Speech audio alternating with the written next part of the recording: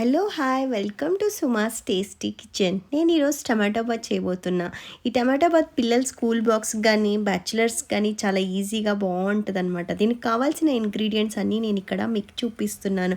ముందు నేను ఇక్కడ ఒక ఆనియన్, ఒక టమాటో తీసుకున్నాను, 2 పచ్చిమిరకాయలు తీసుకున్నాను, ఒక 4 వెల్లిపాయలు కానీ తీసుకున్నాను. తర్వాత పలావ్ ఆకుని, పలావ్ కావాల్సిన ఇంగ్రీడియంట్స్ తీసుకున్నాను. కరివేపాకు, కొత్తిమీర, ఆయిల్, ఇంకా ఉప్పు, తగినంత ఉప్పు, కారం, ధనియా పొడి, గరం మసాలా పొడి, ఇక్కడ వండి పెట్టుకున్న వైట్ రైస్ తీసుకున్నాను.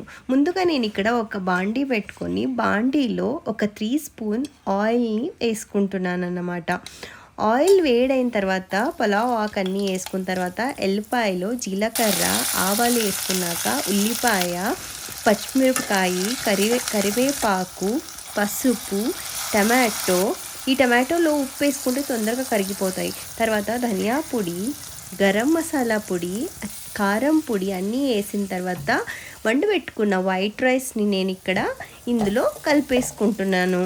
ఇదంతా బాగా కలుపుకున్న తర్వాత మనకు కావాలంటే ఉప్పు వేసుకోవచ్చు. తర్వాత కొత్తిమీర అంతా వేసి దీన్ని ఇలా వేడివేడిగా సర్వ్ చేసుకుంటే టమాటో బాత్ రెడీ.